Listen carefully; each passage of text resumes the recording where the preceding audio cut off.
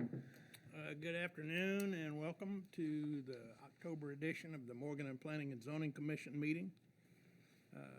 We'd like to kick off tonight, but before I do, I just want to let you know that you'll have an opportunity, if you're here, to discuss items on our agenda. We have 3 new business items that we will address as we go through our agenda tonight. If you are wishing to address these items when called for, we'd ask that you'd come to our podium and be recognized with your name and your address. Would also encourage that if you listen carefully, if someone has addressed an item that is your concern, that we prohibit from readdressing the same item to keep our meeting within a reasonable length of time. Okay, kicking off, we'll start with our old business. The first is an item of a review of our last meeting, which was in July the 9th. Members of the commission hopefully have had an opportunity to see those minutes. Do I hear any additions, deletions, corrections? Hearing none, I'll move that those are approved. Second item for old business is to review city council item action since our last meeting. And I'm going to address the one where we have a brand new member on our commission tonight.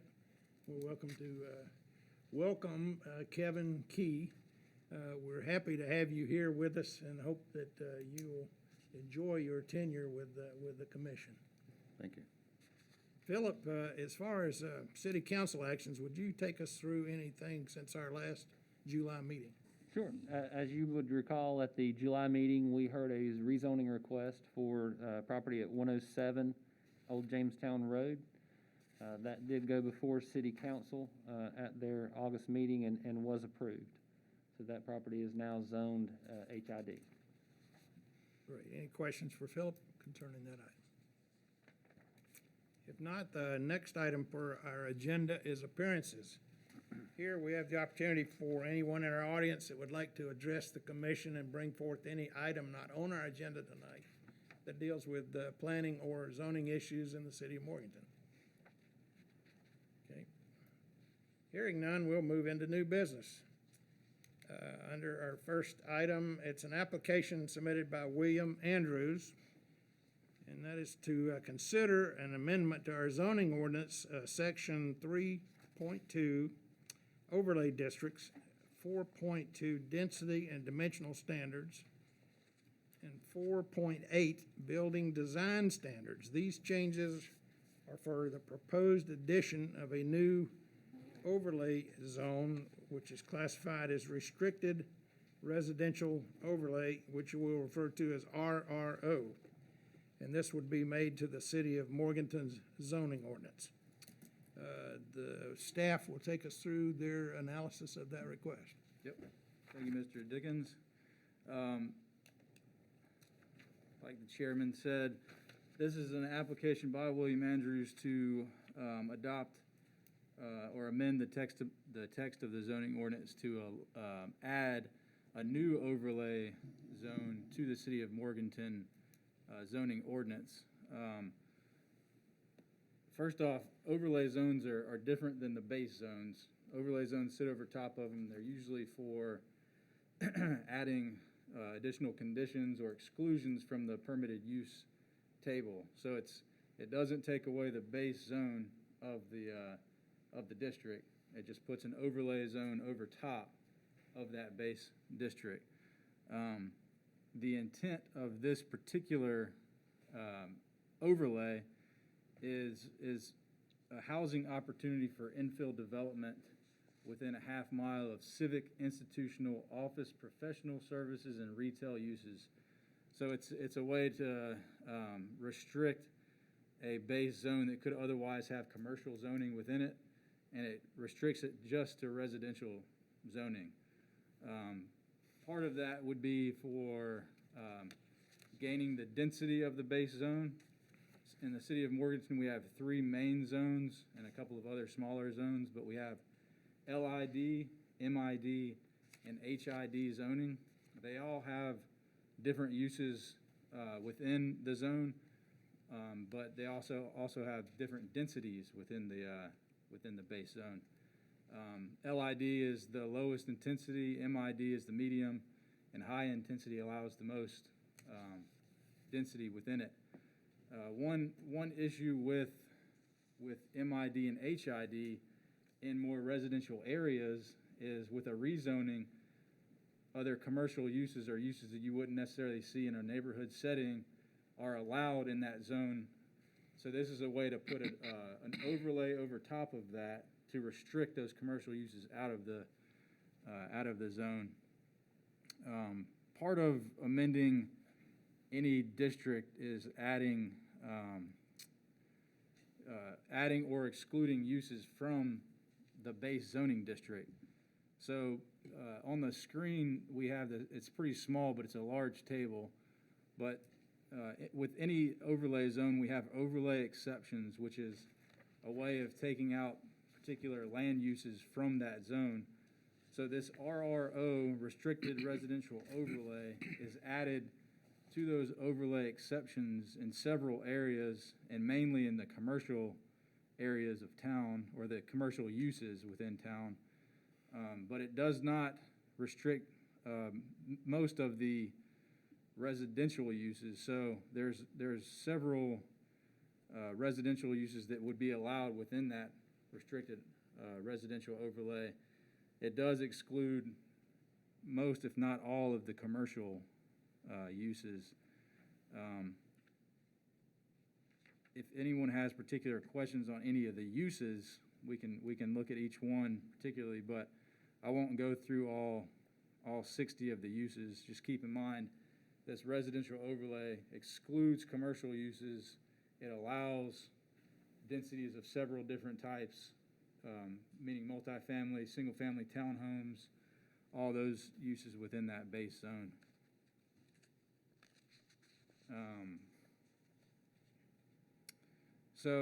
And I dove into the base zoning district, and then another tool we have within the city of Morganton is performance residential density. So that's something to keep in mind, is the base zone, also you're able to up the density depending on the MID, LID, or HID with what's called performance density points. So these are still in play here. So if someone was to rezone from an LID with a lower density to an MID, they get that base density right away, but they're able to add more density with performance bonus points. Again, this restricted residential overlay would sit over top of that base zone and exclude the commercial uses, but it would allow the potential for more density. Some of the benefits that the city would have by passing this overlay, and keep in mind this would be a tool that could be used throughout the entire city within these particular zoning districts. We have a pretty unique ordinance in the city of Morganton. We use several types of zoning formats. We use Euclidean, conditional zoning, and form-based. It's kind of all those tied into one. But a problem with that is there's a lot of mixed uses within those three main types of zoning, meaning it's difficult to get a rezone in a piece of property that might be sufficient for multifamily. But the problem with that is, with that higher density also comes the permitted uses that are also allowed in that district. So you would have the commercial uses combined in there. This would give landowners and developers the ability to increase density on their particular piece of property if they chose to put RRO over top of it. But it also gives P&Z and council the ability to reassure the neighbors on the surrounding areas that if you did rezone to that higher use, that there wouldn't be a strip shopping center or a pawn shop or any of those commercial uses on that piece of property. It does allow for possible higher density that you might otherwise get in the zone anyway. It also gives, well, I'll go into some of the concerns. One minor concern is part of what our unique zoning ordinance does do is it adds those performance density points, which is a way of the city getting a better product off of a zone that may not have as high a density as it would with bonus points. This reduces those by a small margin. If it was to rezone, it's really only usually 2 units per acre. But it also may reduce the future flexibility of the land uses within that zone if the RRO is kept on it without it being rezoned at a later time. With that being said, and I'm sure there's going to be some questions on this because it's a lot, but with that being said, the staff recommends approval of this overlay zone as a city tool, not in a specified lot or parcel or area of town. It's just we recommend approval of this tool because we think there are benefits to increasing our housing base in the city, which we are lacking. The Downtown Master Plan and the Mission 2030 Comprehensive Plan call for an increase in housing, and within the infill areas of town, there are several lots under 2 acres that could use some higher density, and this would add that protection that these neighborhoods wouldn't get those commercial uses you don't want in your neighborhoods. So we recommend approval of this text amendment. Any questions? Thank you, Jesse. I wanted to ask about, for the benefit of the audience, performance density points. Mm-hmm. Could you provide some examples? Sure. So if you took a 5-acre piece of land in the say MID zoning district, I believe it's 4 dwelling units per acre with the base zone. Meaning if you have 5 acres, you could do 20 units on that entire piece based off of the base density. We have conditional zoning within the city of Morganton that adds conditions to that particular use, and also it adds a list of performance points that you can gain density by things like landscaping, building design, infill development. In downtown, we have items like adding retail to the lower floor and parking on site. And the sky is the limit to how we can utilize those and add more in the future if things change, like renewable energy resources or things to add to that. But it basically adds more density to otherwise a piece of property that doesn't allow that high of density.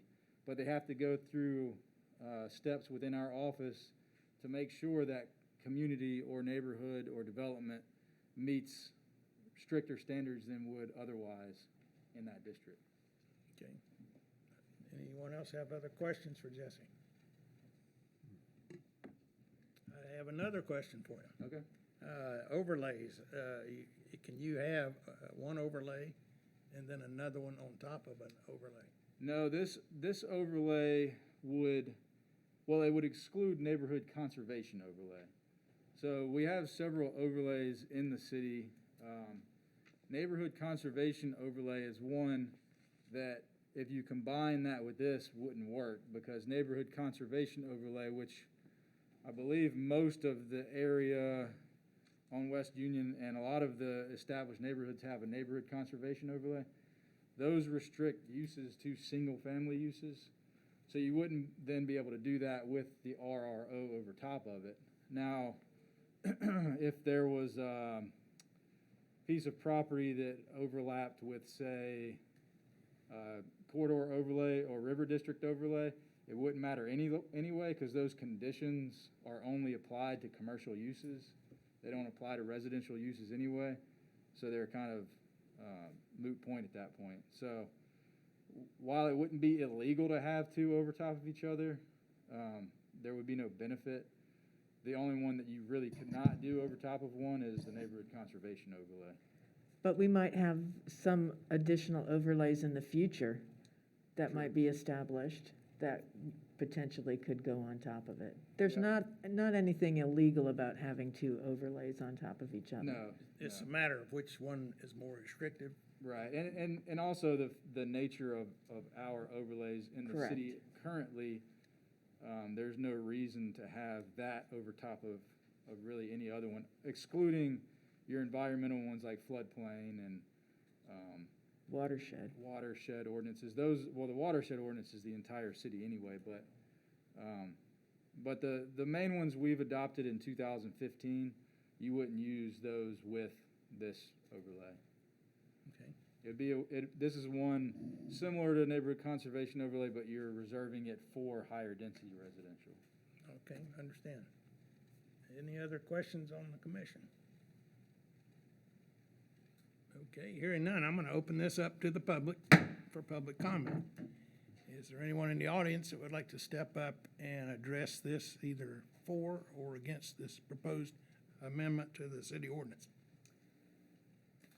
Mr. Chairperson, my name's Brian Golden. I'm an attorney in Asheville, North Carolina. I represent William Andrews. He is the applicant in this matter. I will try to be brief in my presentation.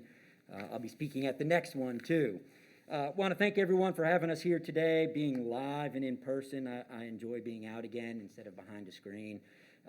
Mr. Key, welcome. It's a pleasure to have a new member of the board here today. I want to thank the planning staff for helping us develop this restricted residential overlay.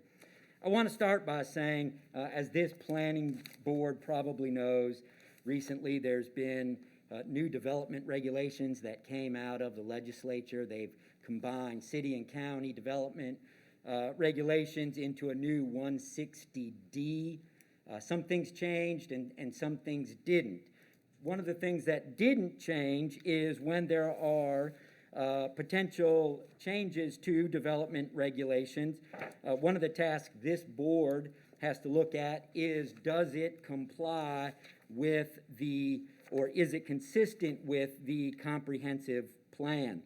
And I want to briefly go into that because Jesse didn't touch on it on this request. I think he will touch on it on the next one. But your comprehensive plan is a plan that was developed in 2008, I think adopted right thereafter, and it develops or it states the intent for development inside of Morganton for the next 20 years. It's a 2030 plan. We're about halfway there. And you all have done a wonderful job implementing that plan. And I want to talk about how this restricted residential overlay district complies with that plan. And in particular, your plan has chapters 7 and 8. Chapter 7 deals with housing and neighborhoods, and chapter 8 deals with community design. As Jesse said, this restricted residential overlay district is that. It overlays an underlying base district, whatever it is, and it has certain restrictions. The restrictions were developed in collaboration with the planning department to try to alleviate or assuage some concerns that residents may have when there is a change from a base district to a different base district. And so if you were going from low-intensity district to a mid-intensity district, the MID allows certain mixed uses. You could have commercial uses in it, and they're set out in the table of permitted uses. What this RRO does is it tries to comply, to conform with the long-range plan by saying, look, we're not trying to change the character of the neighborhood. We want to keep it residential. Although, I will say your long-range plan has as one of its goals to add more mixed-use districts. But this is an overlay district that addresses some concerns of the community, the residents around a particular area by saying, look, we're going to stay residential. We're not going to change the character of the neighborhood. But what we're going to try to do is, as the long-range plan says, make new homes available for newcomers, where we may try to improve choices for renters. It encourages infill and redevelopment as long as the character of the neighborhood isn't changed. It talks about, your long-range plan talks a lot about infill infill development. And I think we all know what infill development is. It's basically those smaller lots that have established homes on either side. That single lot that's there is an infill lot. And so, in collaboration with the planning department, we worked through several iterations of changing different types of, we went first to just a mid-intensity district that was totally or solely residential. Didn't feel that that had a lot of application for the town of Morganton, and so we came up with this idea of the residential restricted overlay district. And so I do think it accomplishes all the goals that Jesse laid out for you, the board members, but it also, accomplishes the goals for future development according to the long-range plan. And I think that that's important because as part of the new development regulations, 160D 605, it talks about this board making a recommendation to city council, and as part of that recommendation, it should state whether or not the plan or the new development restriction is consistent with the long-range plan. We would ask you to find that it is. I can go through specific examples in Chapter 7 and in Chapter 8 of how it complies with the long-range plan, but really it protects, it allows for infill development, which is what the long-range plan wants. It allows for higher density. It allows for new development for incoming new residents. It allows for renters to have different opportunities. And it does, give you this cluster development that was part of, I think, Chapter 7. They were talking about in the long-range plan. It talked about developing sites for cluster development, and I think that that's good. Not that that's part of the plan. What I'm saying is this RRO would allow those types of development to happen, and because we do think it would benefit the town of Morganton, it does comply with the long-range plan. We would ask for a favorable recommendation to City Council with the specific findings that it is consistent with your long-range, I think you all call it the Mission 2030 plan. Thank you. Thank you, Mr. Golden. Is there any questions for Mr. Golden? No, Okay. thank you. Thank you.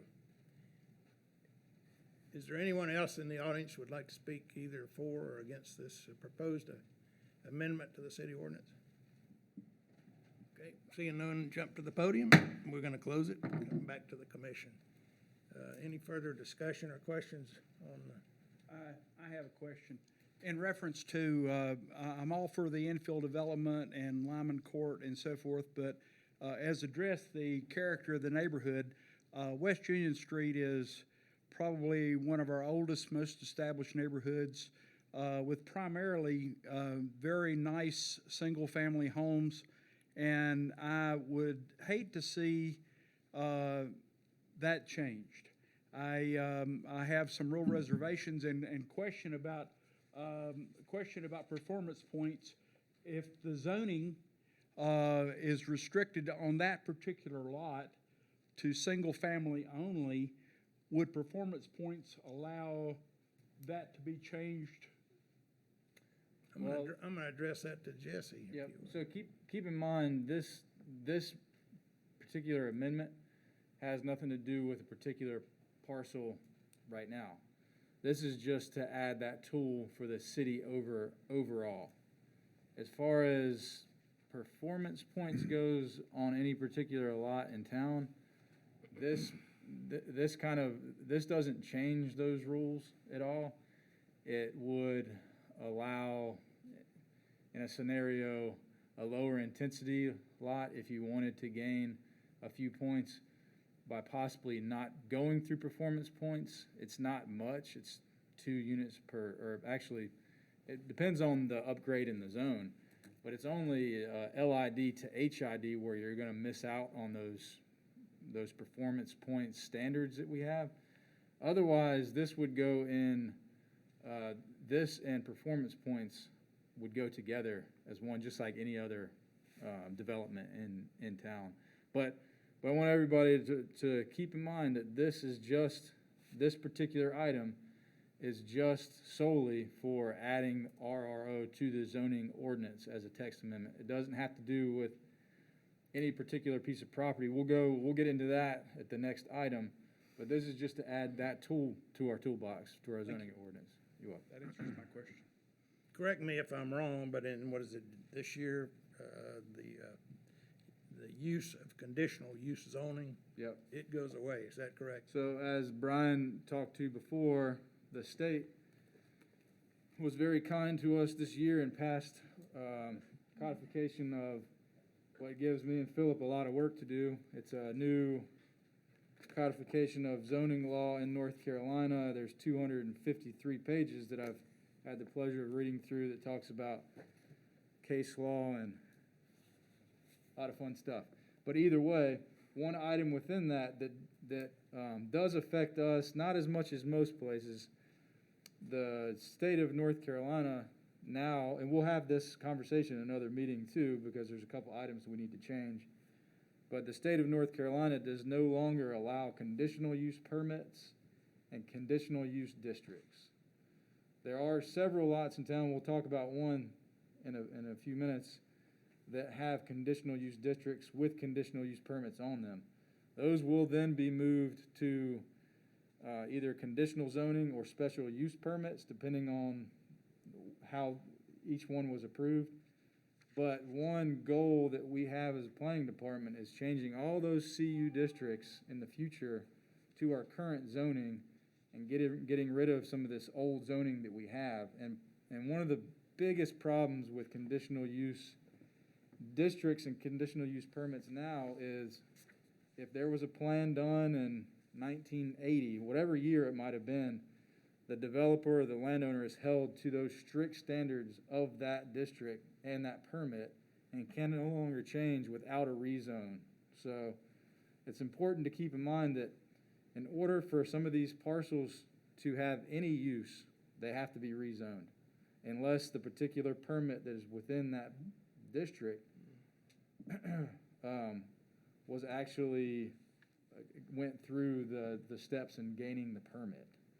So that's pretty important with 160D in North Carolina law.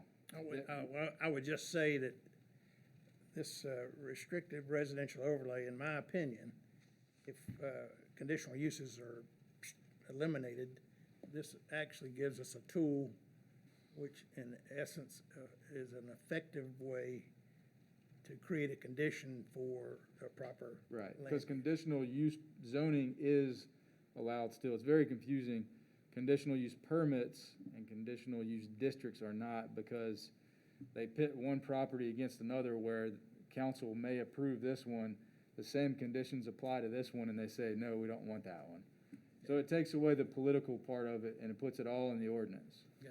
Bill, you had a question? Yeah, well, just point of clarification, with the state changes that are coming about then, anything that we have that is a conditional use now, is there any grandfather, or they all have to change?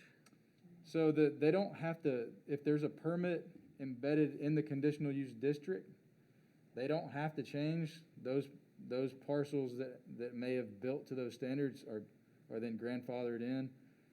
However, if they want to amend them, if they want to do anything different than what was previously approved, you can only do small, architectural fixes or structural fixes if there's an issue. But as far as additions or new concepts within that district, it has to go for a rezone. Okay. Anyone else have comments or questions? Kevin, how about you? You got any questions? Not at this time. All right.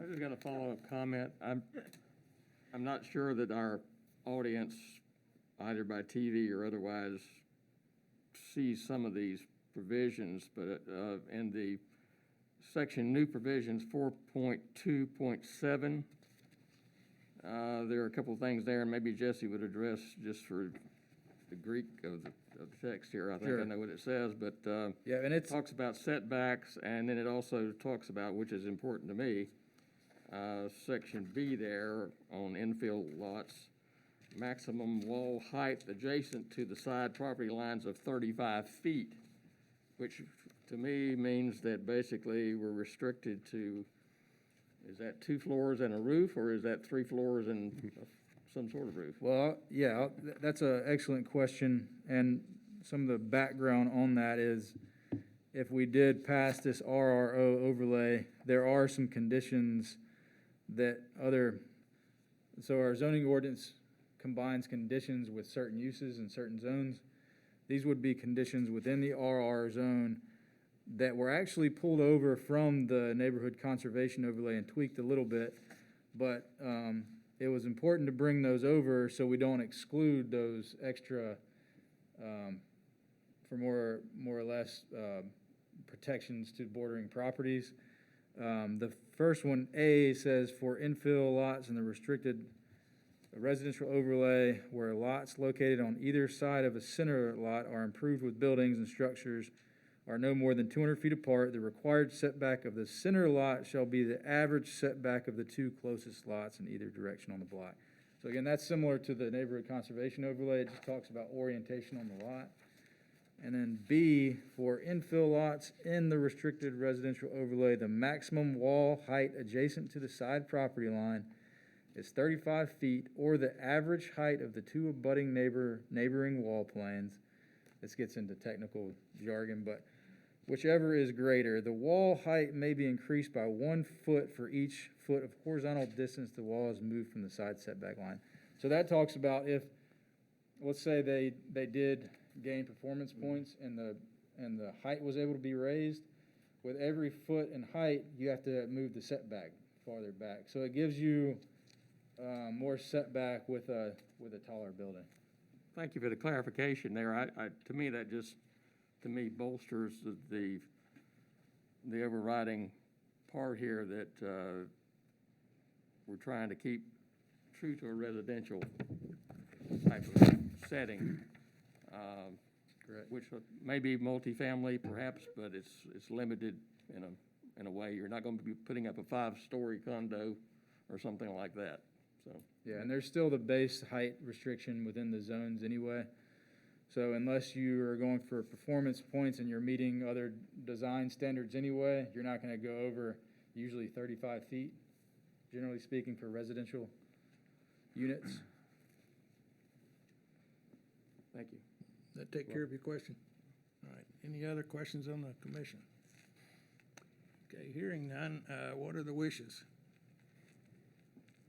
I do have one question I would like, if you look on, I don't have a page number here, but whereas it says this overlay would be for the entire city, this business district, correct?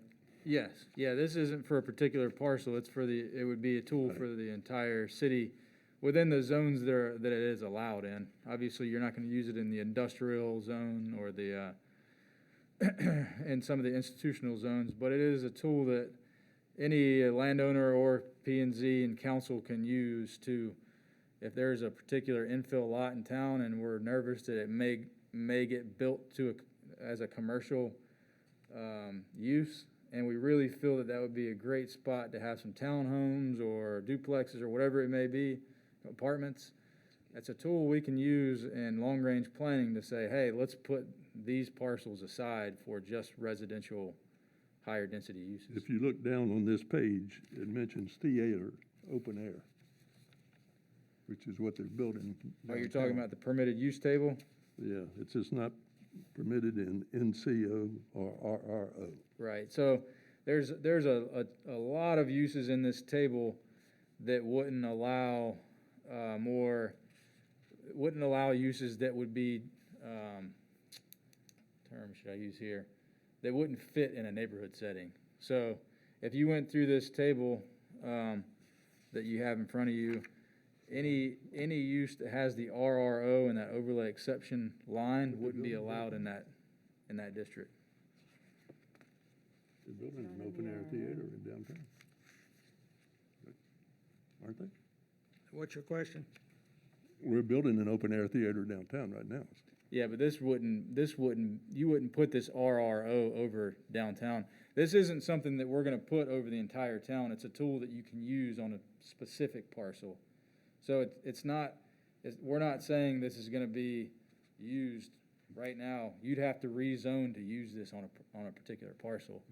There's a lot of these uses that aren't affected by this at all. And actually, none of them are today. No use is affected by it today. It would take a rezoning to actually implement it on top of this. And Philip's gonna get into that at the next, You have to opt in, it's not automatic. right. Well, that's true, but if- There is a case we're about to hear that wants to use this RRO on a particular lot. But again, it's not for the entire city. It's a tool we can use throughout the entire city. I think you described it as a floating overlay. Yeah. A lot of people use it as, say, floating overlay zone. Other questions? Comments? What is the commission's desire here? Do I have a motion to approve? I'll make that motion. I Okay. think I'll make a motion that we approve the RRO overlay to be used as a tool for the planning board. Okay, Rick has made a motion. Is there a second? I'll second. I got a second from Judy. Any further discussion? All right, we'll call for the vote. All in favor, say aye. Aye. Any opposed? Okay, that motion is approved, and it will go to city council. And Jackie, when is their next meeting? November the 2nd. Okay, moving on. We will take item number 2 under consideration, which is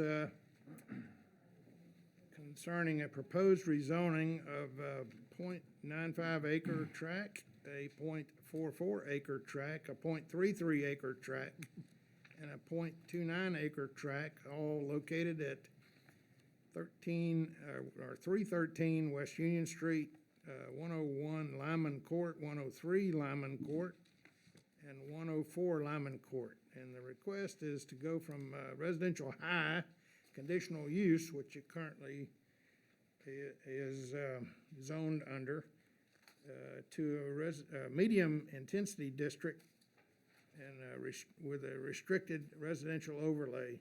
And this was a request submitted by William F. Andrews.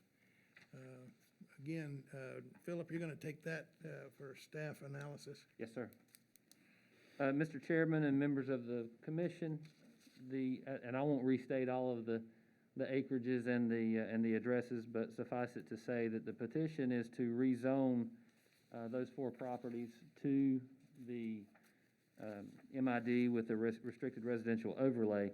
What I thought I would do is give a little bit of a background for those of you in the audience and on TV that may not be familiar with it. This property was petitioned to be rezoned and was rezoned May 2nd of 2005 to from residential low to residential high conditional use. And like Jesse mentioned earlier, this is one of those cases that the conditional use permit was actually reviewed by the Planning and Zoning Commission, vetted, and then moved to City Council and adopted. So there is a plan on file for which Mr. Andrews could construct that development presently if he came into our office to get the development approvals.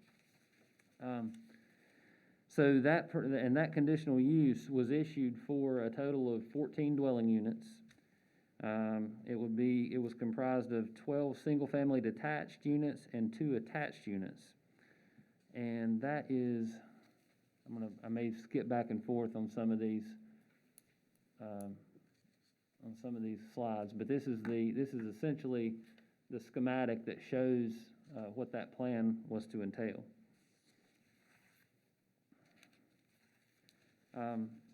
So the plans under the conditional use obviously have not been carried out if you've driven by the property. Ordinance 0510Z stated that the plans could continue with minor changes. However, a material change required city council approval. And so those minor changes were, like Jesse mentioned earlier, some minor architectural changes to the structures and that type of thing. So City Council could not grant any sort of amendment to that conditional use permit because of the fact that we don't allow conditional use zoning in the city any longer. That came with the adoption of the new zoning code that was made effective January of 2015. And so therefore a subsequent effort was made in August of 2018. In fact, August 16th of 2018, the Planning and Zoning Commission heard a request to rezone the property to MID. And at that time, that's all we had was MID. I guess still is, and unless it's successful at City Council. But what happened is that it went to City Council in September. The request ultimately failed. One of the primary concerns was the ability for Mr. Andrews or some subsequent owner of the property to be able to construct commercial uses on that property. Thus the request for the restricted residential overlay. Earlier this year, we were contacted by Brian Golden with an attorney for Mr. Andrews and requesting us to consider an overlay district, ultimately an overlay district that would exclude commercial. And the product of that you just saw and heard and voted on. So what we have now is, we'll get to the kind of, I guess, the meat of the request. If everyone is familiar with the location, these four properties are located off of Lyman Court, which is near the intersection of West Union and West Meeting Street. The comparison to the existing zoning to the proposed zoning is, again, that the development as it stands is regulated by that conditional use permit. It can be built to that permit and no more, or no less. The proposed zoning allows him to petition, or allows him to develop to MID standards, so he has a base residential density of 2 units per acre with performance points. And as Jesse mentioned earlier, could be sidewalks, could be decorative street lighting, could be features of the house. But if he accumulates enough, or a subsequent developer accumulates enough points, could go to 10 units per acre. And that development could be taken on. With the restricted residential overlay, that is held to residential development. So this is just a quick map showing the adjacent property owners that we sent out notifications to. This is the current zoning. You can see that, and I don't think that I have, I have a pointer, but it won't show up on the screen. So to the east, you have property that is zoned Central Business District. Surrounding the property is zoned LID, and then LID with the Neighborhood Conservation Overlay.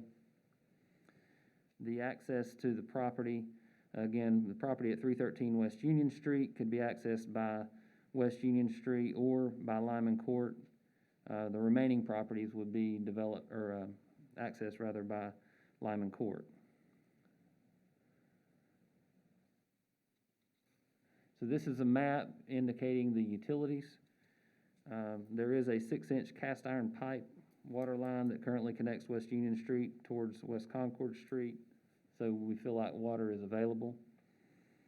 Sewer flows in 2 directions along Lyman Court, towards West Union Street and West Concord Street. It leaves about a 150-foot gap between manholes, so there will be some upgrades necessary to carry sewer to those properties that are in that gap.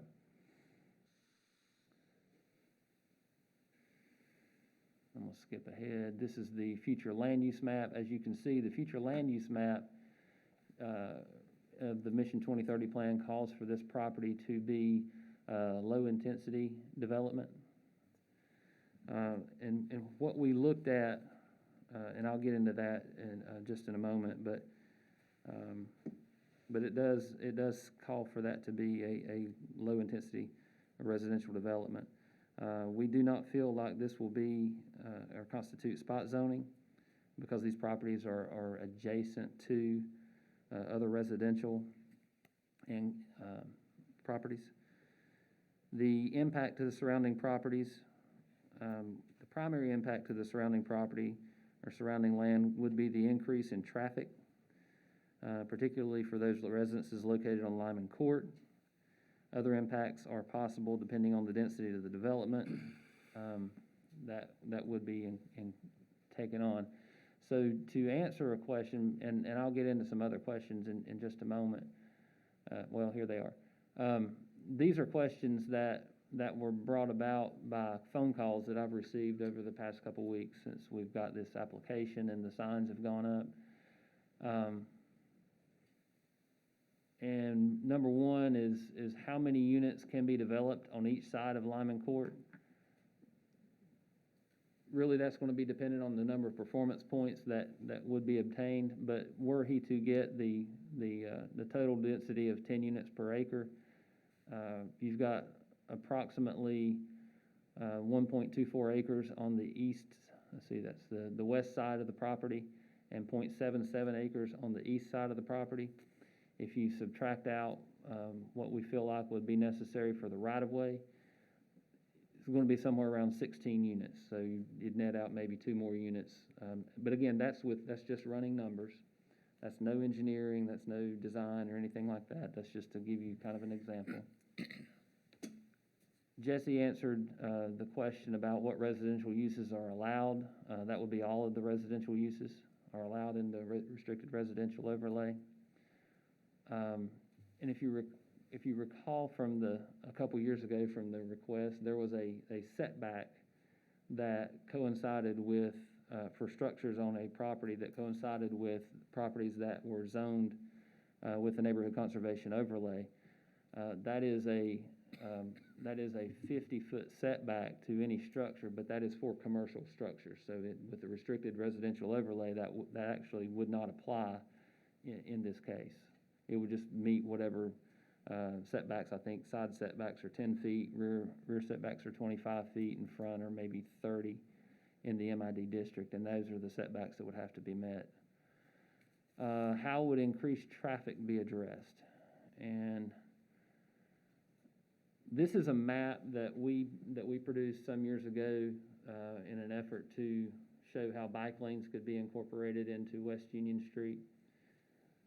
But what it also shows or displays is what NCDOT at the time in 2005 when the property was rezoned, again when it was requested in 2018, and then this as late as this week I spoke with NCDOT and they still feel like that it is an acceptable improvement would be to take the existing painted island that is east of Lyman Court on West Union and convert that into a turn lane, and that would sufficiently handle that, and any improvements to Lyman Court that would be required by the city would be sufficient to handle the increased traffic from the additional units.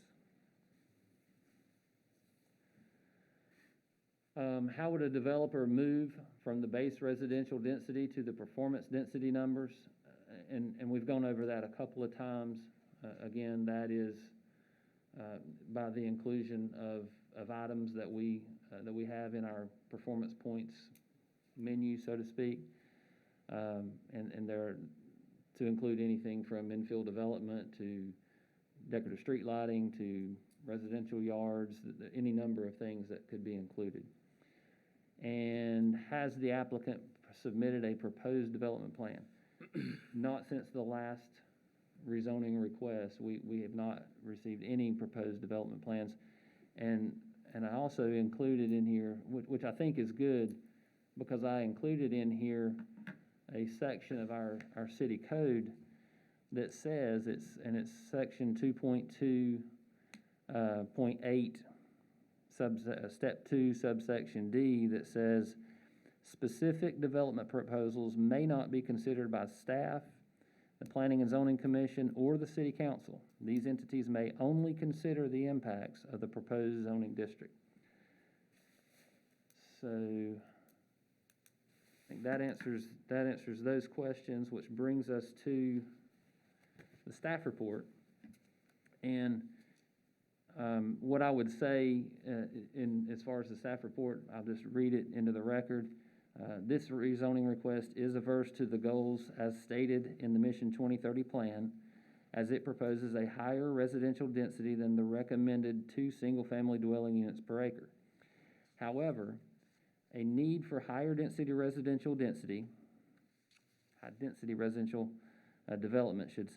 of the recognized and recommended for the area within 1/2 mile of the intersection of Union Street and Sterling Street. Lyman Court is approximately 1/3 of a mile from that intersection. Further, an MID/RRO zoning designation would provide a transition from central business district with density potentially limited only by height or maximum height to existing single-family neighborhood that fronts West Union Street. All development standards that apply within the MID zoning district would apply along with additional dimensional standards related to height and setbacks for infill lots. Considering the above, staff recommends approval of the request. Thank you, Philip. Questions from members of the commission? I know, Don, you had a question earlier. Now is appropriate probably in this topic. Yes, I understand that developers need to, every piece of land is precious and so forth, and the lot that I have question about is 0.95 acres. We're at a 1/2 acre and that fronted West Union Street. I would probably be fine with that 1/2 acre being low intensity or single family dwelling. I have no problem with the rest of it being zoned, the other 3 pieces of property we're talking about. I just do not approve of the character of the neighborhood being changed by multifamily housing on that particular lot, 313 West Union Street. Okay, that's duly noted. Anyone else on the commission have questions for Philip or comments?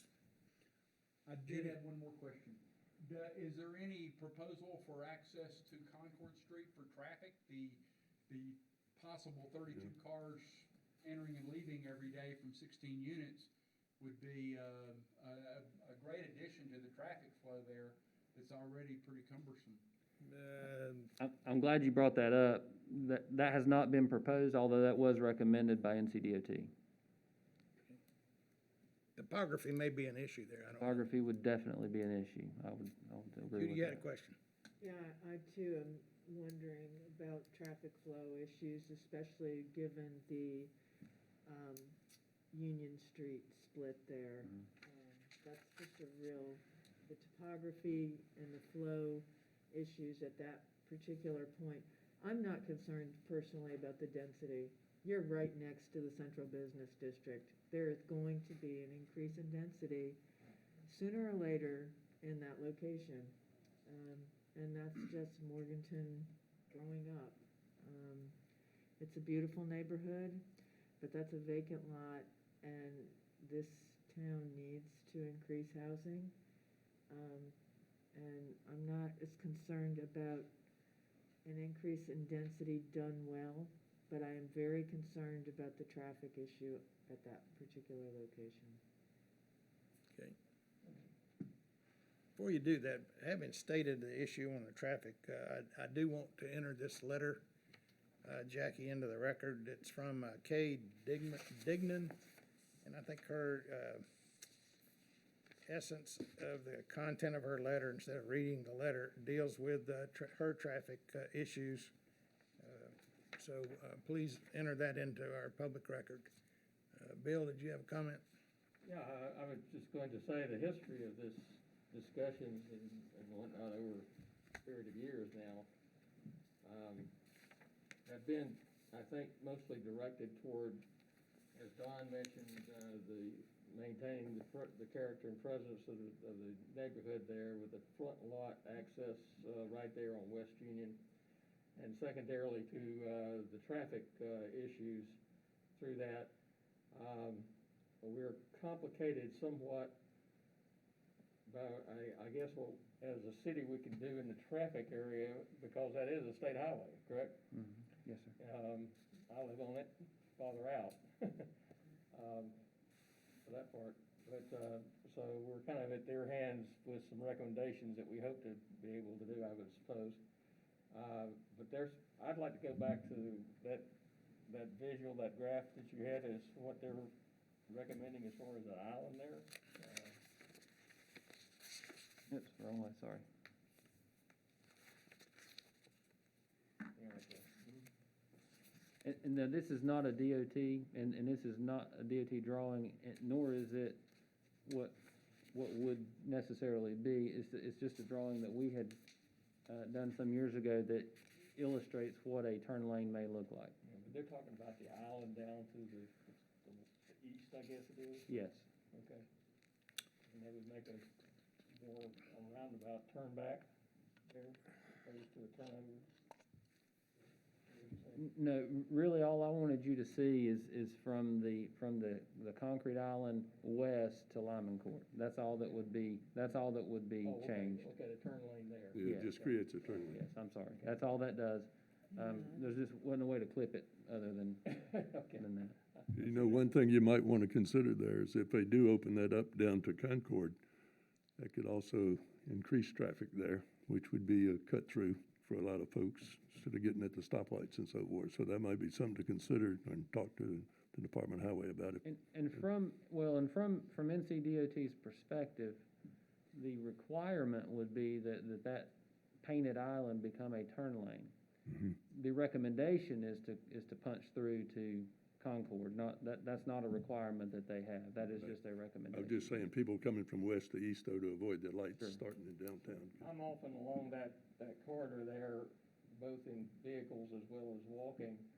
And, part of the problem is a speed factor. We come out to the east side there, particularly at the college, West Union intersection, 20-mile-an-hour zone, and then by the time we hit up to, Terrace Place, Lyman Court, it's breaking out to 35. You could certainly do something with the speed limit there for probably another block if you needed to, or something seemingly. I don't know with a state highway where you can do a four-way stop there. The other thing that I spoke with a resident on the phone earlier today was to discuss with NCDOT the possibility of putting up a warning sign of an upcoming intersection to kind of help, not that that'll slow everybody down, but at least it alerts them to the fact that there's an intersection there.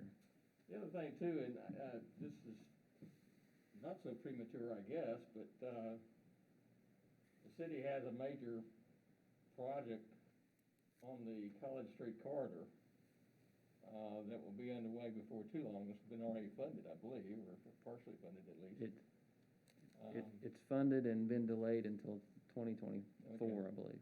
Okay, all right.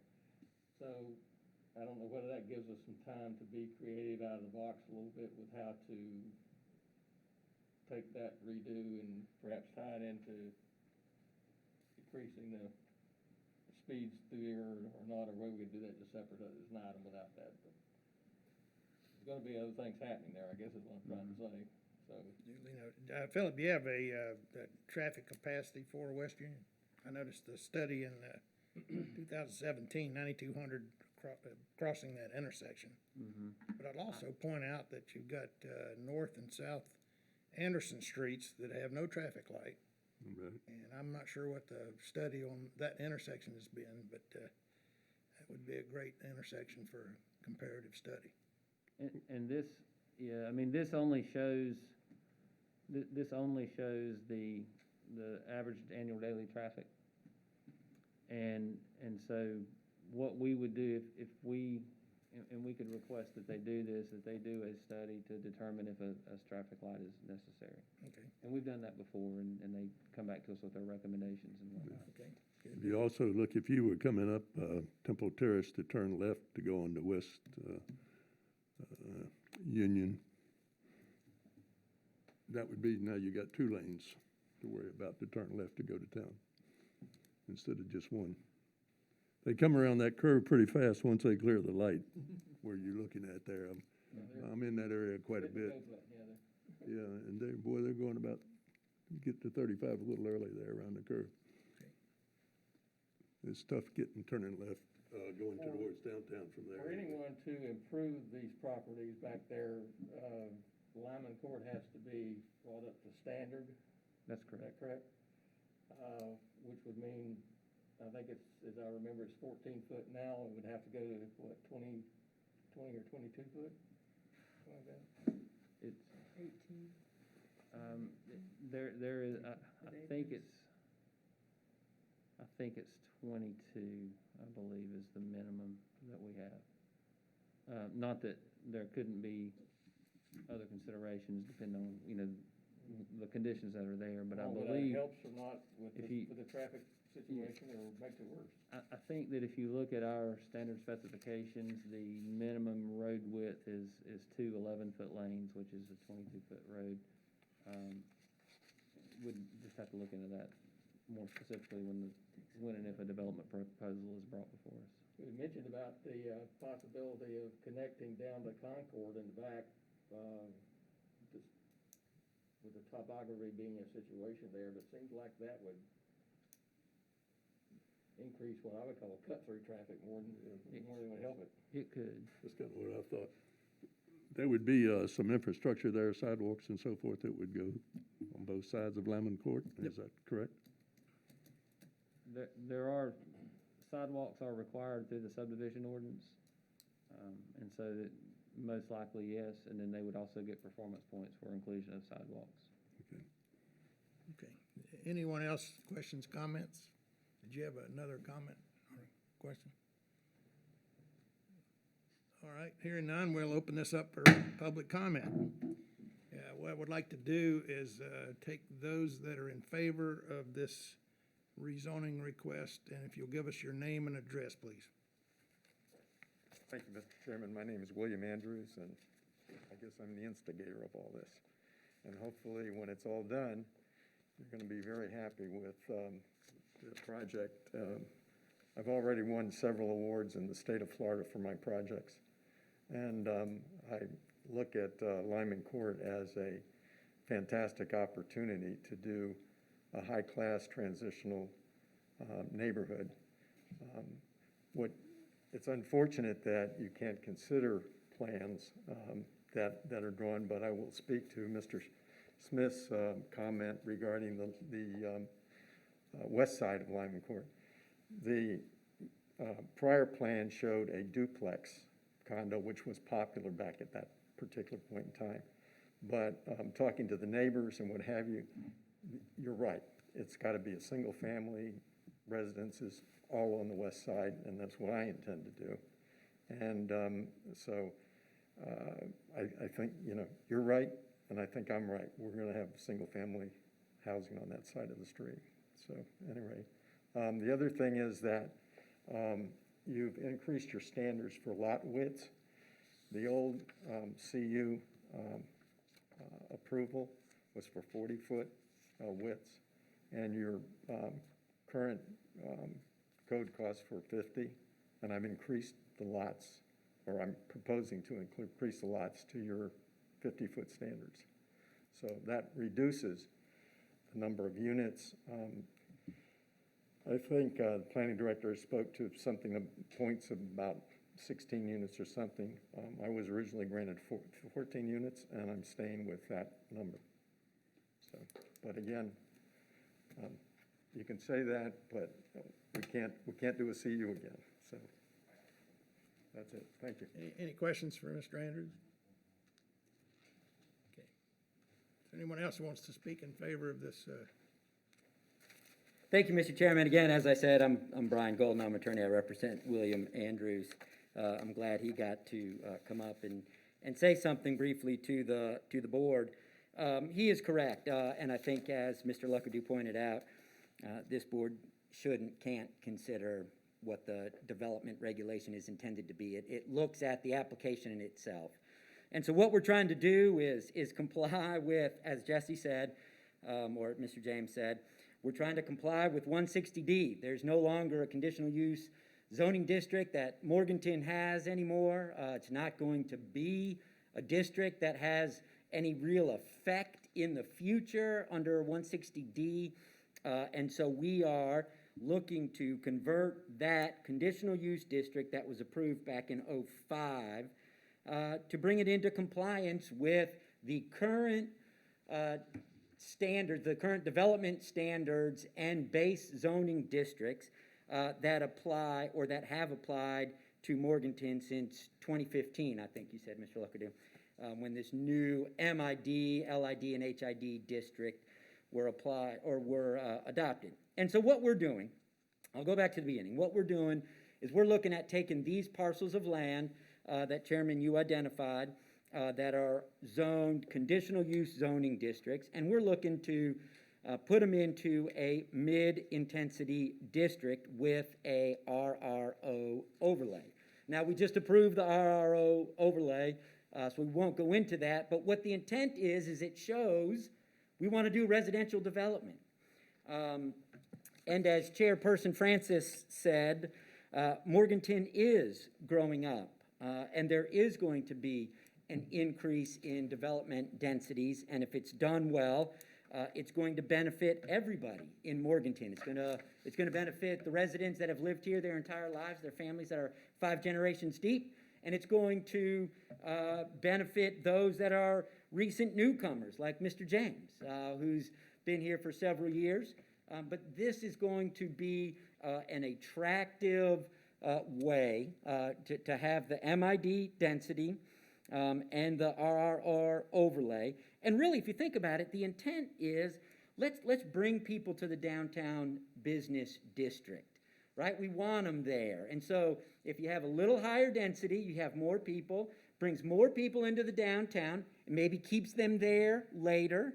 And so you have this resurgence. And I'm not saying this one particular rezoning is single-handedly going to revitalize any part of Morganton. But the idea is following the comprehensive plan that these infill developments are to be done in cluster developments, high intensity, and in mixed uses. We're saying we don't want the mixed use. What we want is everything else. And in particular, I know Mr. Luckadoo pointed out that that this rezoning request is adverse to the goals stated in the plan. Well, first I want to thank the Planning Board for the favorable recommendation. And I'm going to agree or disagree with Mr. Luckadoo, but in a positive way. One of the first things that the comprehensive plan says, future growth and development in the city should generally be in conformance with the official land use map. Mr. Luckadoo showed the land use map that had, right, so that's the land use map. I don't know where the camera is on that, but there's a land use map, and it has surrounding a institutional and government district, surrounding a central business district, this residential low-density district. And one of the components of a residential low-density district in the comprehensive plan is that development patterns in this planning area include single-lot buildings, clustered, and planned residential development. And so, whereas we're not asking that it be zoned to a residential low district, the mid-intensity district that we're asking does comply with and conform to that particular part of the long-range plan. And that is that the development patterns in this area include single lots, clustered, and planned residential developments. And again, it just has to generally comply. Not every aspect may comply. It's a long-range plan for that reason, right? You're looking out 20 years. You may hit the bullseye directly on some development standards, but you may miss them just a little bit. I think we had a conversation up here just a minute ago about traffic and the development and where the lights should go. Those are things that, 20 years ago, maybe we weren't thinking about. And so with the increased density and the development, those are things that you're like, well, we're accomplishing 3 out of 4 goals of the comprehensive plan. So I would say that I do think this residential or this rezoning does comply or conform to the long-range plans. And again, I'll go in and look at Chapter 7 of the long-range plan. The long-range plan talks about promote development of new neighborhoods that contain a variety of housing types and densities. It's important to realize that some of the recommendations to increase the density was to encourage infill and redevelopment that maintain the character of a neighborhood, encourage development of a wide range of quality housing types to meet the needs of residents, provide opportunities for a greater mix of housing types which are appropriately located, scaled, and designed in relation to surrounding neighborhoods, encourage compatible rehabilitation and infill in historic districts, and appropriately scale infill development in Morganton's close-in neighborhoods to take advantage of existing public infrastructure. And so what are Morganton's close-in neighborhoods? You can turn to Chapter 8 of the long-range plan, and they have transitional neighborhoods. Transitional neighborhoods in Morganton are those neighborhoods located within a half mile of downtown and serve as the transition from suburban to more urban development pattern.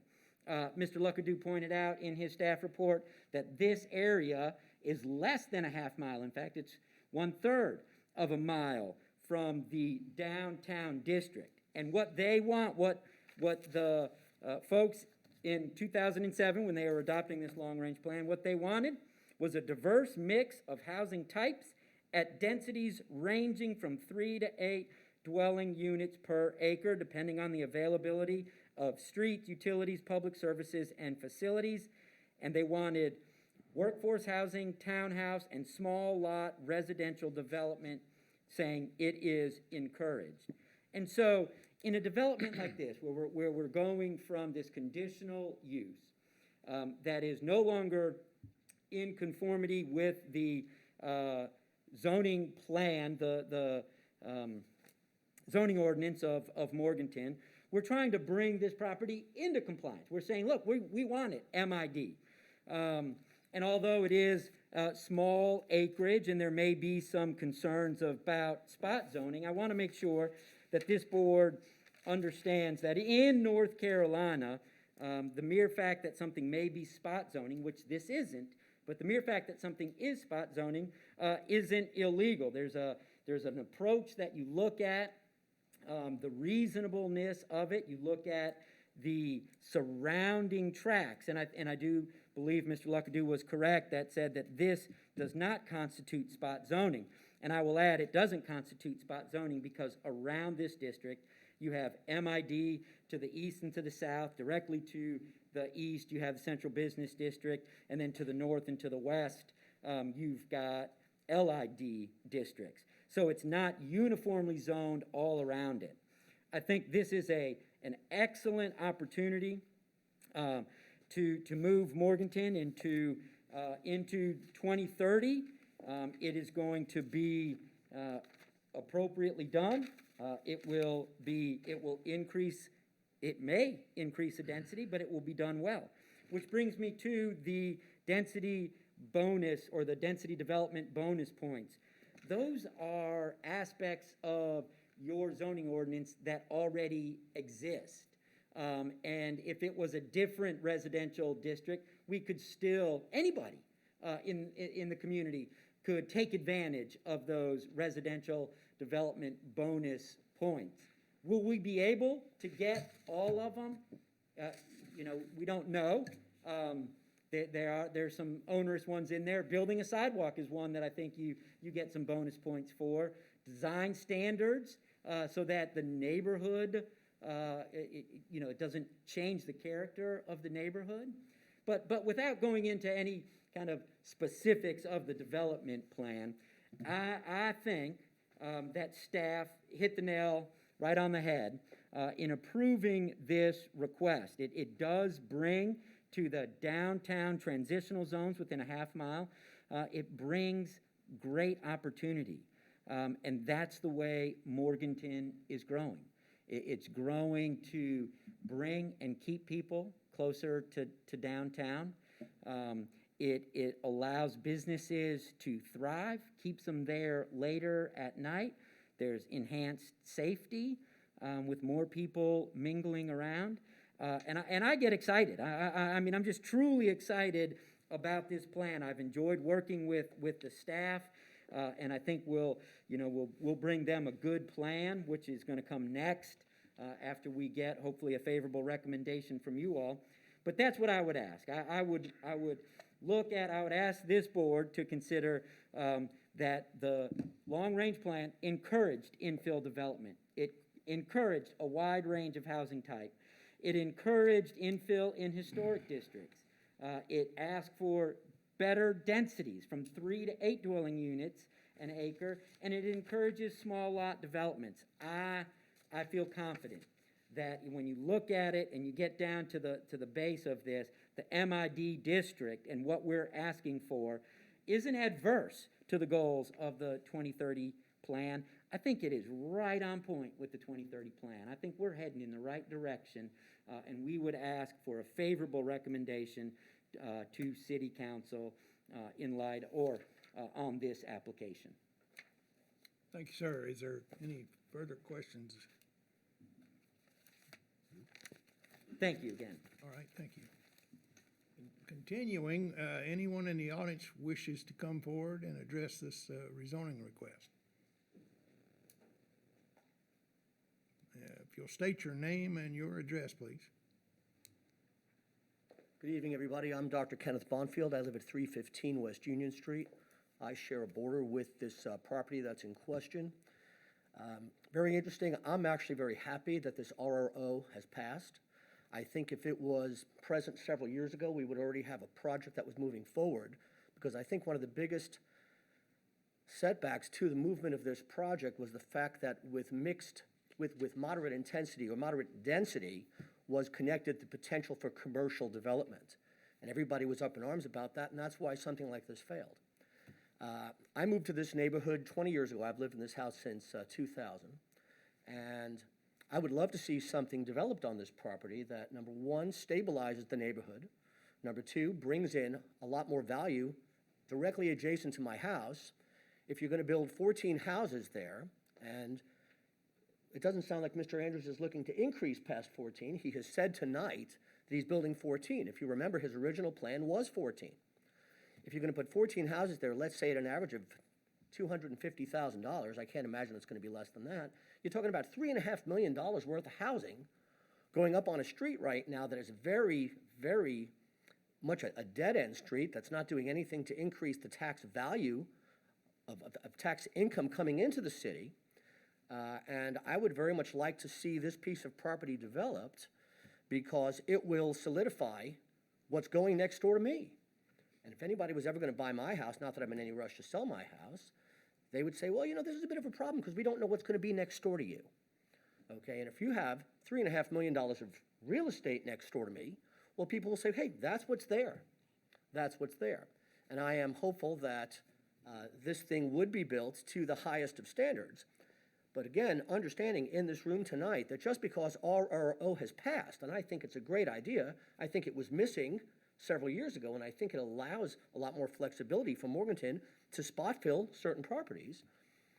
It does not approve this specific plan because we haven't seen this plan. And so I share your concerns, my friend, about how far back is the setback gonna be. If you're gonna build, if you've got 50-foot lots, and you've got .95 plus .29 over there, okay? My guess is you probably got about 500 feet there. So my concern is, the Wakefield's house, which is at 311, is a decent setback, and Warren Daniels' house is just a reasonable setback, and then my house is about 150 feet back, and the next two houses are about 150 feet back. So one of my biggest concerns as the person who is living next door to this project is, how far back is the setback gonna be on this one beautiful private home that is gonna be on West Union Street to take us from the Mission Station all the way into this beautiful West Union district, which is where I'm very proud to live. So again, I think that this entire community might have their, either their fears enhanced or their fears allayed once they actually see what the project is gonna look like. I know I will, okay? So I know that I had called City Hall a week or two ago, and I had said, is there a prospectus? And I haven't seen a prospectus, and none of you folks have seen a prospectus. So I would love to see what that's gonna look like. I wanna see how far back this is gonna be. I wanna see what it's gonna look like. Obviously, there are all kinds of changes that need to happen to Lyman Court. It needs to be widened 22 feet. So you're gonna have wonderful improvements in infrastructure there, okay? I know it's going to look better than it looks now, because I know what's there now, okay? What's there now, I live next door to a forest, and it's been very nice and very quiet and very private, but it's not done. It's not done. There's a hole in the middle of West Union Street right now in an amazing neighborhood. And so I am very hopeful that something is going to move forward. Mr. Andrews knows this. He knows that I've been pro this project, but man, we've been met with so many setbacks as far as the potential for commercial development, which is now gone because of RRO, okay? So I will look back, Counselor and Mr. Andrews, I'll look back at you and I'll say, maybe you can answer some questions without showing us a prospectus, unless your plan is to show us a prospectus. Do you have something to show us tonight, to show us what this is going to look like? Just the layout of the properties, because you're talking about 50-foot lots on my side of the street, okay? So, number one, do you have a prospectus to show us what it's going to look like? Okay, that's well and fine. Yes. I can meet with you privately and say, here's. And that's great, and my hope, and that's great, and my hope is that that's the kind of thing that allays the fears and helps you pass this project, okay? So my concerns are that obviously, since RO has passed, this project hasn't passed. This project still has to pass this board. So this board can end up seeing a layout, so to speak, and they might say, hey, that front house is way too close to West Union Street. Okay, we don't like that, okay? And they might say, hey, we need that set back, okay? That might be something that deters the board, okay? Something that might deter me, if you remember looking at the original prospectus from 2005 or 2007, was there was one driveway next to my house, okay, subserving the right side of the duplex, and everything else was entered from Lyman Court. All the other properties that had their garages facing my backyard, there was a fence there that I assume was going to be redone by this developer, because I assure you, you're not going to put $2 million worth of property looking at my 40-year-old fence, okay, which is currently working, okay? So I can't imagine anybody's going to want to buy that property if you don't redo that fence. So again, that's a fact. That's real estate. So one of my other concerns is what's the layout of the driveway is going to be? Okay, is that going to meet my requirements? And I've said this 1,000 times. I don't want a driveway next door to my driveway. Doctor, I appreciate your concerns. I want to restate, and Mr. Luckadoo is kind enough to read, our commission really can address land uses, but the specifics of his plan, we're Understood. not Yes, sir. concerned with. And if you want to reread that statement. I can, but I would like, I guess, let me read it and then I'll offer a suggestion. But my suggestion would be to go with if we do approve this tonight, that you go to city council when it's addressed at city council. Very good, and I'm fine with that. But I definitely wanted to speak more in favor than against, because I am in favor of this, and I think RRO should allay people's fears and be more specific about what's going on in that property. So, And I certainly share your concerns being the next door neighbor. Yes, sir. But so in closing, again, I do hope to see something positive come of this, but obviously, we need to see a plan. All right, any other questions for the doc? If I could just make one statement, the one thing that we can address, absent a development plan, which we're not allowed to consider, Commissioner Lennon, I'm glad that you brought that up. If you go back to the proposal for RRO, 4.2.7 states that for infill lots in the restricted residential overlay where lots located on either side of a center lot are improved with buildings, and the structures are no more than 200 feet apart, the required setback of the center lot shall be the average of the setback of the two closest lots in either direction along the block. So that gives you that dimension of it. And then my suggestion was, along with Chairman Dickens, is that, and to clarify, both of these requests, any requests that come related to a text amendment or a map amendment, which is the case here, what comes out of this body is a recommendation to City Council. So you've got until City Council meeting November 2nd. And then they will hold another public hearing, and then they will take the matter up and vote on it. So what I would suggest is to the parties get together and talk about what's proposed in that interim, and then you can have some peace of mind to whatever degree that you can get it about what the proposed development would be. Yes, sir.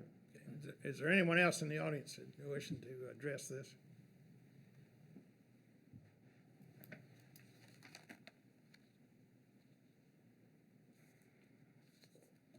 Hi, I'm Leanne Britton. My address is 103 Terrace Place. And I know while you're not here tonight to actually approve what he's doing, you're just here to look at zoning. One of the things that was mentioned was having one home on West Union Street there. And he actually mentioned single family, which is actually 1 to 4 units. So just want to point that out.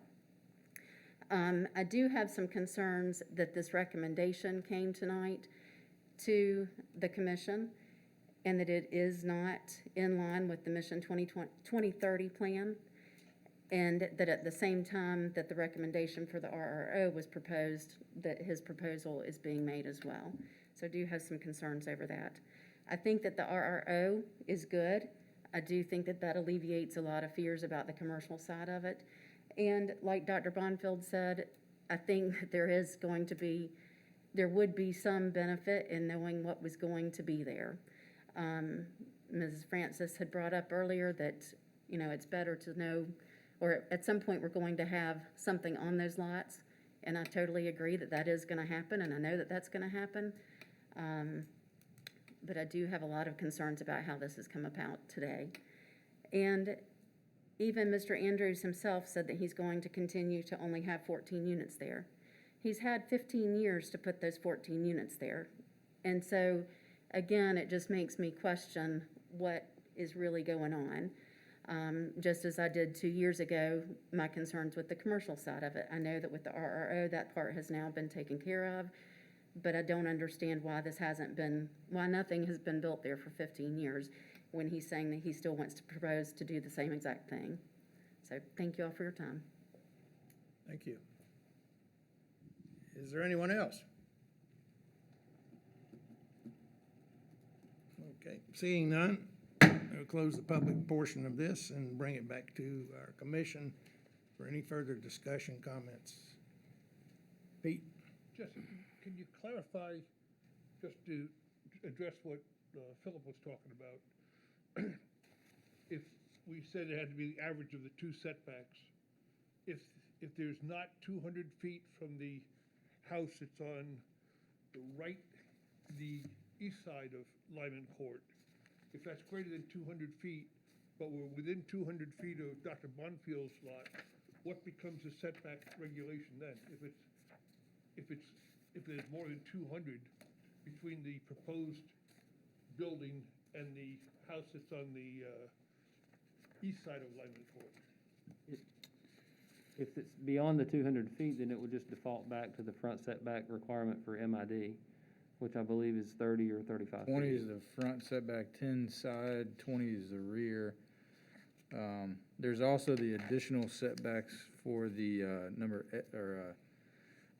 first section of that A, or actually B, with the 1 foot for each additional, 1 foot for each foot of horizontal distance the wall is moved from the side setback line, not to exceed the maximum height allowed within the district. So that's part of it too, but it's like what Philip said for the 200-foot part.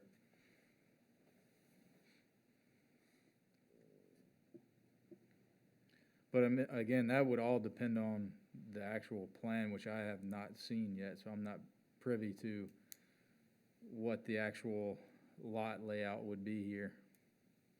And we can't consider that anyway.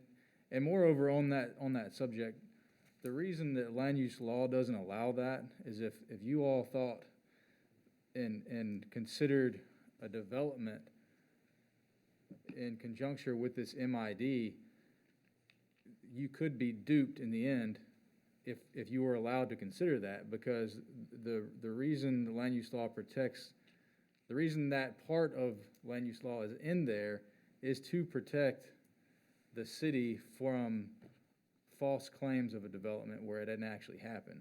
So that's the main reason you don't have that for a rezoning, you can't consider a development. Because if they say they're gonna do this, they actually could do everything else that's within that permitted use table legally. Did you get your question answered? Is there anyone else? Comments? While traffic is a major concern still, Mr. Andrews' answer resolved my issues, I think, with his intent to put a single-family home there on West Union facing that and not damaging the character of that neighborhood. I appreciate that. That can't be part of the record, though. Keep that in mind, because that, You can't say that. can't consider that. I understand. Good. Off the record. Okay. Judy, any further comments, or do you want to make a motion? I'll make a motion to approve the rezoning request as submitted. And I know that this has been a long, dragged-out process, and I also know that this is one of the most treasured neighborhoods in town. And it is also the gateway to our downtown, and if this gets approved, I sincerely hope you do not mess this up for this neighborhood or for this town. All right, I've got a motion. Is there anyone who'd like to make a second to that? We got a second with Don Smith. Any further comments, discussion? We'll call for the vote. Is there all in favor, please say aye. Aye. Any opposition? Okay, Mr. Andrews, that goes to City Council in November, the date again? November 2nd at 5:15. Thank you, Mr. Chairman. 6 o'clock, I'm sorry. Oh, 6 o'clock. All right, moving on, we have our third and final item for tonight, which is an application that was submitted by Nancy Van Oppen for consideration to amend our zoning ordinance again under the table of permitted uses to allow for body art establishment, basically tattoos and body piercing, as a permitted use in the central business district with conditions. Staff evaluation, please. Sure.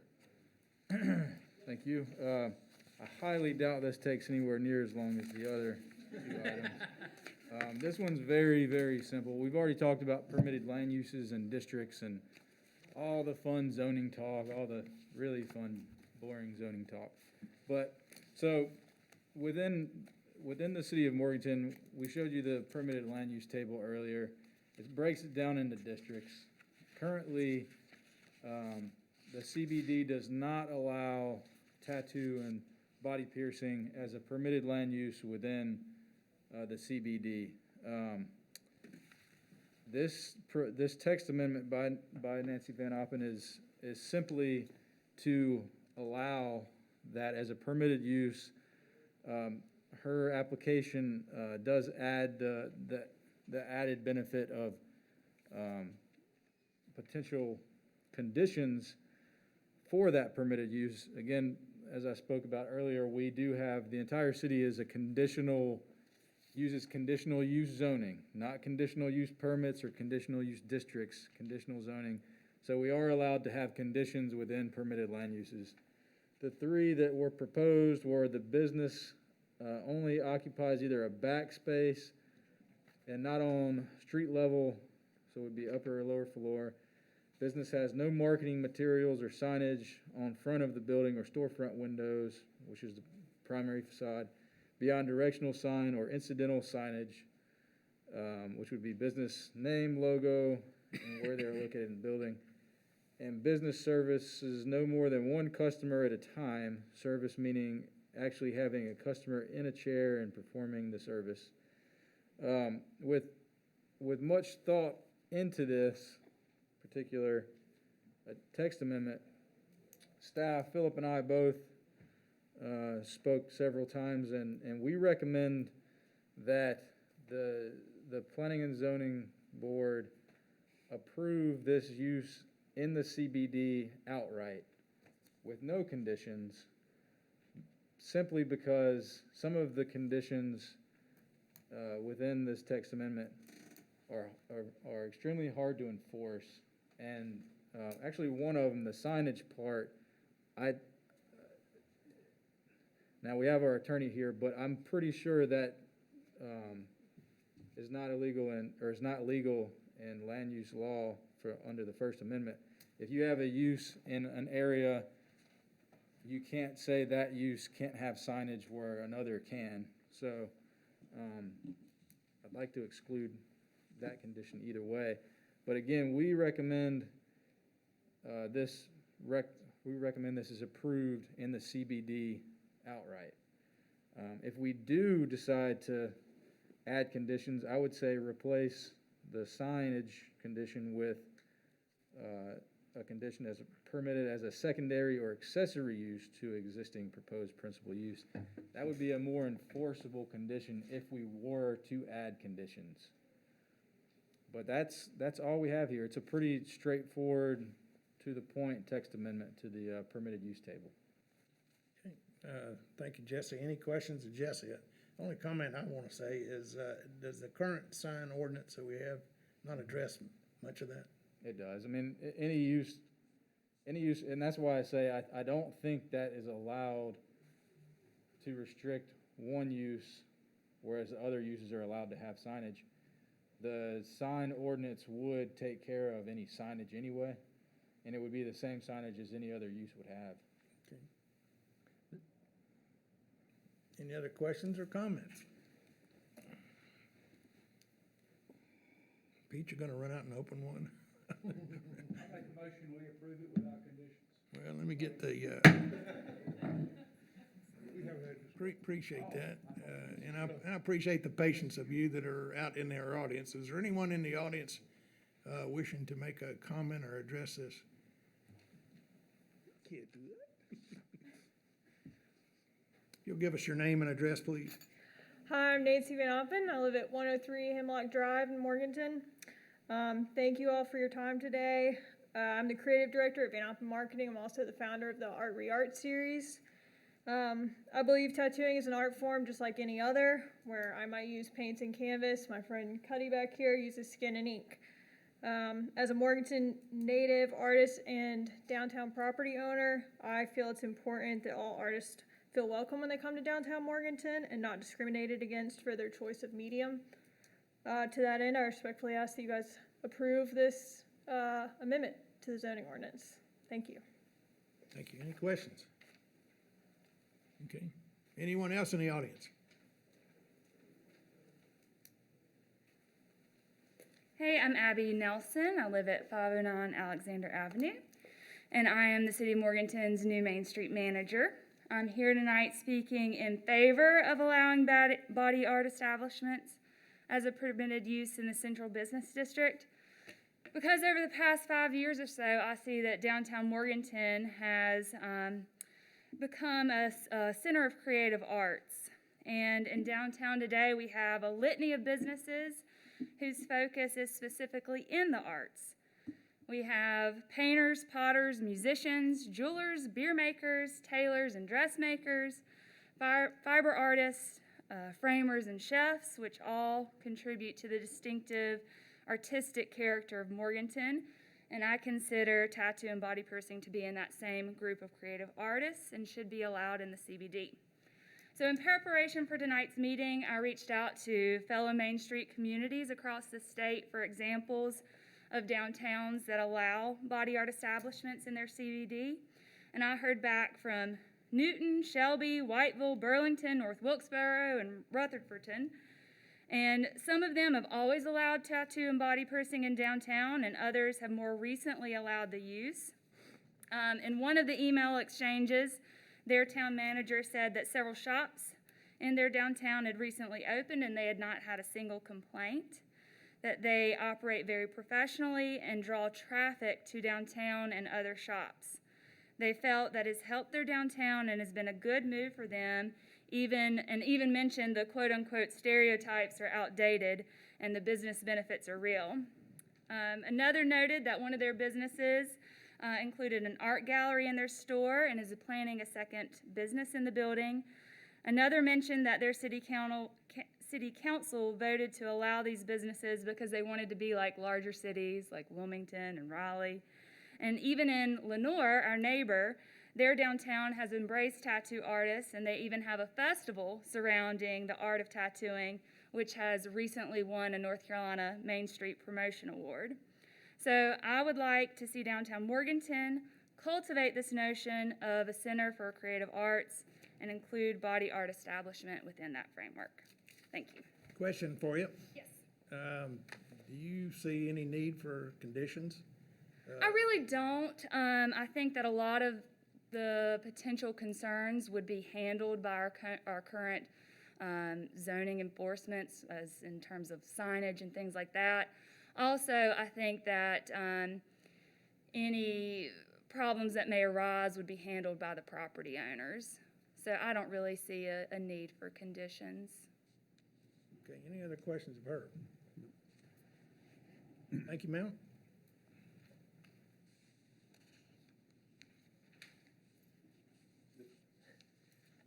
Keith Suttles, 3106 Hunters Ridge Court. Full disclosure, I'm the chairman of the Main Street Advisory Board here in Morganton. So we discussed this issue yesterday with the committee. We had a meeting, and I'm here to support that. Like Abby said, years ago, you know, the biker, drunken sailor kind of was the thing. No offense to anybody that has a motorcycle or was in the Navy.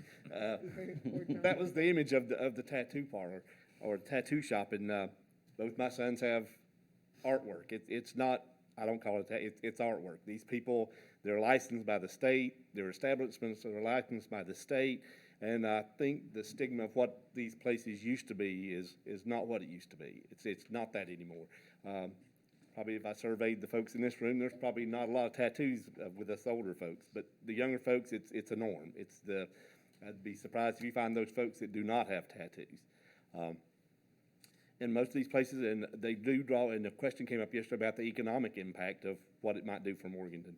These people have money. This is expendable income that they spend on these things, and it's not $25. I dare say my sons probably have a couple of $1,000 tied up in these things. So the people that are getting these things, they have that money. They're in town for 4 or 5 hours. People come with them to drive them. So there is an economic impact. And if you have these artists, they're bringing in money. They're spending money that they're making here in Morganton. So right now I think we have some, but they're outside the downtown business area.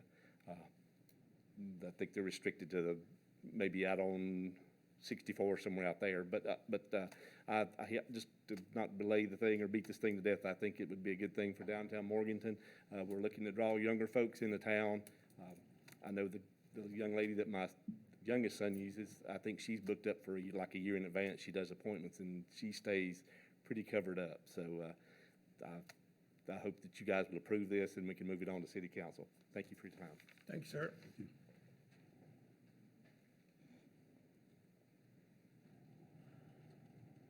Hi, my name is Gracie Mode, and I live right on the outskirts of downtown on Terrace Place. And I don't know about y'all, but I'm starving, so I'm gonna keep it short. So Morganton is a growing community, and as it becomes more mainstream, tattoos are more mainstream and more accepted in the younger generations.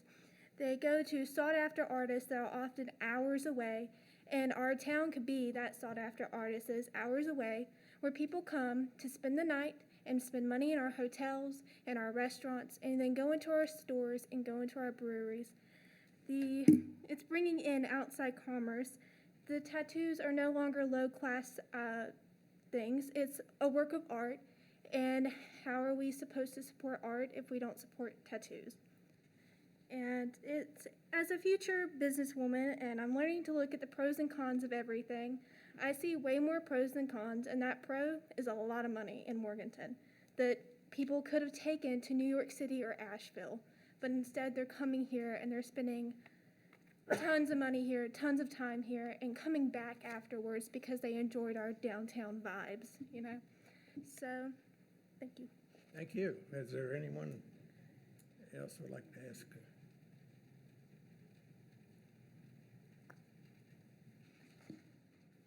Bill Steiner, 221 Forest Hill Street. I'm also on Abby's advisory board, and I just want to ditto what everybody else said. The only other thing I would add is that we have established a creative and cultural position in the community, and this, I think, very much contributes to the whole creative aspect of what Morganton is. So I hope you support it. Thank you, sir. Anyone else?